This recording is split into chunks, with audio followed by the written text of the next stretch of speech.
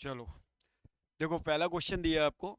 अगर ये मान लो क्वेश्चन आपको दिया है तो आप क्या करेंगे, आपको ये प्रॉपर्टी आपको यहाँ पता होनी चाहिए, cos alpha, cos 60 minus alpha और cos 60 plus alpha is equal to 1/4 cos 3 alpha होता है। ये बात पता होनी चाहिए आपको। अगर ये बात पता है तो आपको बहुत छोटा सा काम करना है। देखो अल्फा की जगह 20 है और 60 माइनस अल्फा 20, ये आपको ध्यान रखना है। तो 1/4 कॉस 3 × 20 और 1/4 ये हो गया कॉस 60, 1/4 ये हो गया 1/2 इज इक्वल टू 1/8। ठीक है, तो आपका बी ऑप्शन सही है, बी ऑप्शन सही है। ठीक है, अगला देखें। अब देखो वन टेन इनवर्स दे रखा है, तो टेन इनवर्स ये दे रखा है 1 - cos x 2 sine square XY2 और 2 कॉस स्क्वायर XY2, दो से दो खत्म। तो tan inverse sine upon cos ये हो गया टेन स्क्वायर XY2, तो ये हो गया टेन इनवर्स टेन XY2, तो आंसर हो गया XY2। तो आपका बी ऑप्शन सही है। ठीक है, आपको डायरेक्ट याद रखना, बहुत छोटा पॉइंट है। अब यहाँ देखो दे रखा है F X is equal to 3x + 5 और आपको निकालना है इनवर्स, तो y के इक्वल ले लेना 3x + 5, बहुत छोटा पॉइंट है। तो 3x is equal to Y minus 5, तो x is equal to Y minus 5/3, जिसको आप लिख सकते हैं एफ इनवर्स x x - 5/3। अगर ये पेपर में डायरेक्ट आ जाए तो आप ऐसे लिख लेना, जैसे ये प्लस का 5 है तो आप लिखना x - 5 और जो भी यहाँ कोएफिशिएंट है डिवाइड दे देना, डायरेक्ट आंसर आपका निकल आएगा। तो आपका सी ऑप्शन सही है। अगला देखें, 1 + i/(1 - i) की होल पावर n = 1। ये प्रॉपर्टी आपको याद रखना है, ये i के इक्वल होता है और ये 1 i की पावर n और 1 होता है i की पावर 4, तो n की वैल्यू आपकी हो गई 4। तो आपका ए ऑप्शन सही है। अगला देखें, 3n² + 2n ये दे रखा है एस एन और 3n की पावर 2 प्लस का 2n, तो आपको क्या करना है, tn में जाना है, ऐसे मल्टीप्लाई करना है 6n और इस नंबर से इसको माइनस करना है। तो जो n का कोएफिशिएंट होगा वही आपका d होगा। ठीक है, आपको याद रखना है। अगला देखें। अब देखो ये दे रखा है, इसको पहले मल्टीप्लाई कर लें, x की पावर 2 माइनस का क्यू एक्स माइनस का क्यूब माइनस का r इज इक्वल टू 0। तो alpha plus beta is equal to cube और alpha beta is equal to minus cube minus r.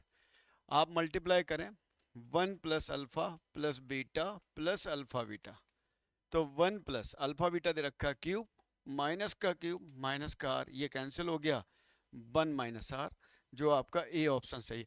आप देखो यहाँ पे तो आपको शॉर्ट पॉइंट आपको दिख रहे हैं, इससे 10-12 क्वेश्चन आपके बन सकते हैं। मान लो बस वैल्यू चेंज हो सकती है और आपको ये अच्छे से आपको करना है, तो कहीं भी आपसे गलती ना हो, आपको शॉर्ट पॉइंट याद रखना है। अब देखो NC8, तो इसमें क्या करना है आपको, ये फॉर्मूला अगर याद है NC(x NC(y) n बराबर x + y, ये याद होना चाहिए। तो n बराबर 10 + 14, तो ये हो गया आपका 24, जो डी ऑप्शन सही है। अगला देखें, ये दे रखा है, ये है 15, तो 15C एक कम लिखें 2r + 2, 15C एक कम लिखें r - 2, NC(x NC(y) फॉर्मूला लगाएं, 15 बराबर 2r + 2 और प्लस r - 2, तो 15 बराबर ये हो गया 3r, तो r की वैल्यू 5, जो आपका सी ऑप्शन सही है। अगला देखें, आपको निकालना है किस अनुपात में होगा, रेशियो निकालना है। आपको रेशियो निकालना मतलब अनुपात निकालना है, m1/m2 is equal to minus 2x + 3y + 7 और 2x + 3y + 7।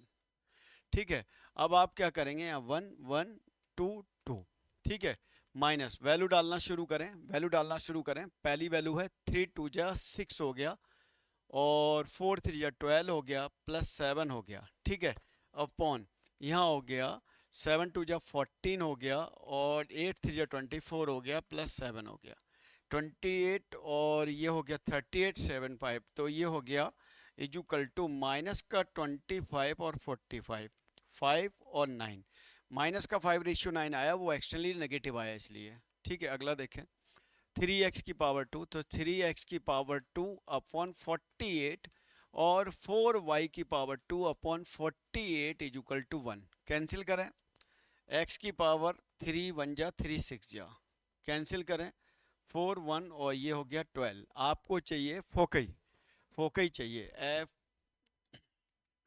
ये चाहिए आपको प्लस माइनस AE0। अब आपको सबसे पहले E निकालना, 16 में से 12 गया तो आपका 4/4/16 ये, और ये हो गया √1/4 जिसको आप लिखेंगे 1/2। ठीक है, अब आपको चाहिए फोकई, तो प्लस माइनस फोकई होगा आपका 4 और ये निकला है 1/2, ये कैंसिल हो जाएगा 0, तो ये होगा प्लस माइनस 2,0, 2,0। तो प्लस माइनस 2,0 बी ऑप्शन सही है। अगला देखें, एक्स जेड समतल का समीकरण क्या होता है, तो आपको डायरेक्ट याद रखना है y इक्वल टू 0 होता है। अगला देखें, आपको ये दे रखा है तो आप क्या करें, a प्लस बी इसका होल स्क्वायर और a माइनस बी इसका whole square is equal to 2 times a magnitude और b मैग्नीट्यूड और इनका होल स्क्वायर, ये होता है। ठीक है, अब आपको a प्लस बी तो चाहिए, a प्लस बी आपको निकालना है। ठीक है जी, a माइनस बी आपको दे रखा है तो ये हो गया 25 इज इक्वल टू 2, ये हो गया 2 और ये 9 और प्लस 16।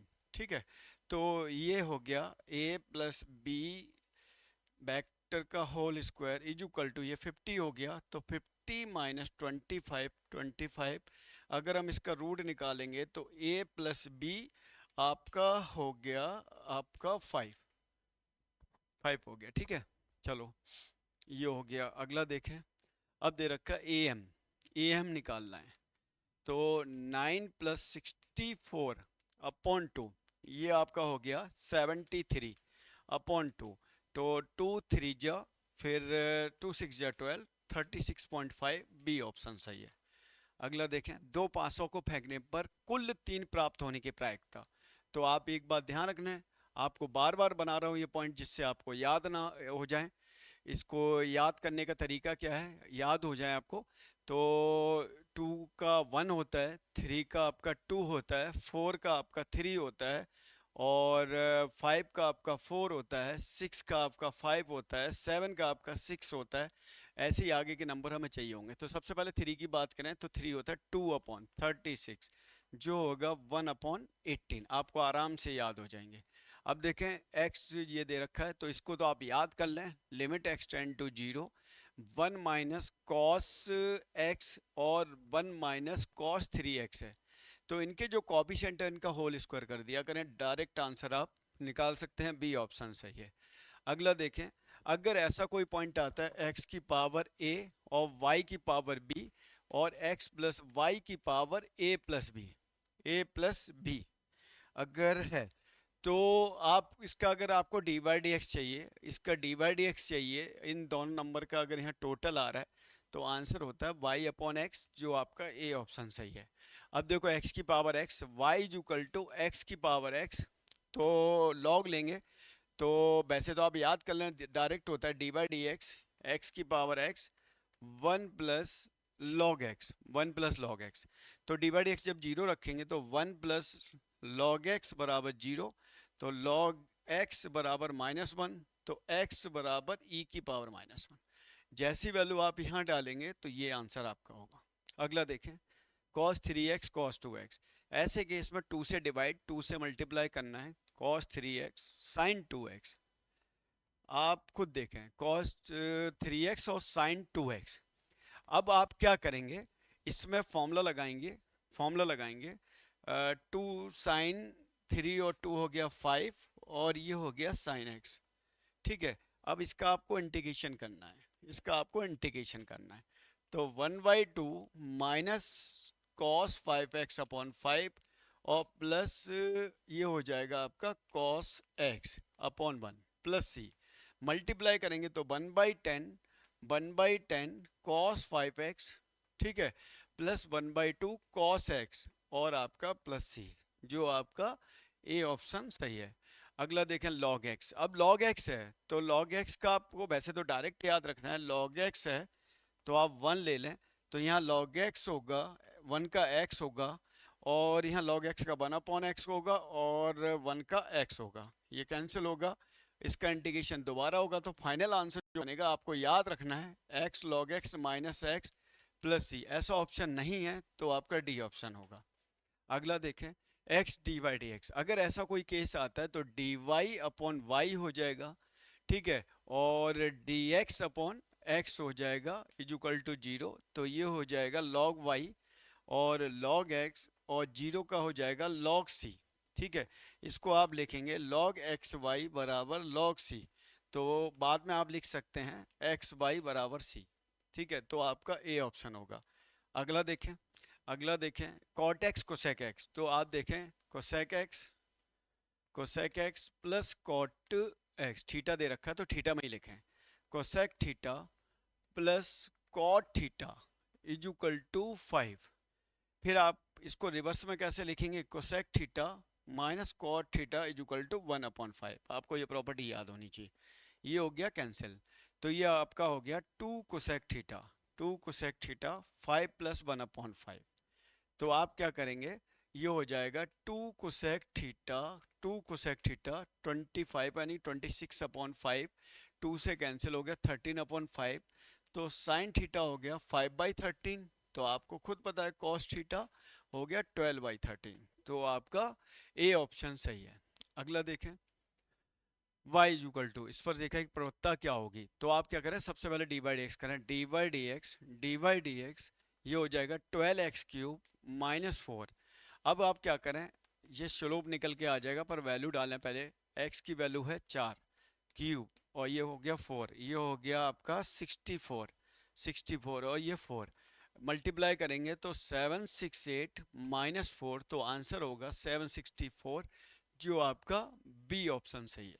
अगला देखें, साइन की पावर एन एक्स और साइन की पावर एन एक्स, ऐसे आपको अगर कभी भी ये प्रॉपर्टी दे रखी है 0π/2, साइन की पावर एन एक्स और साइन की पावर एन एक्स याद करके जाएं इसको, कॉस की पावर एन एक्स, इसको आप याद करके जाएं। अगर ऐसा कोई केस मिलता है दो में से एक नंबर अगर ऊपर है तो आपका ये आधा जो ऊपर की लिमिट है आधी हो जाएगी, पर शर्त है कि लोअर लिमिट 0 होनी चाहिए और अपर लिमिट π/2 होनी चाहिए, तभी आपका ये वर्क करेगा।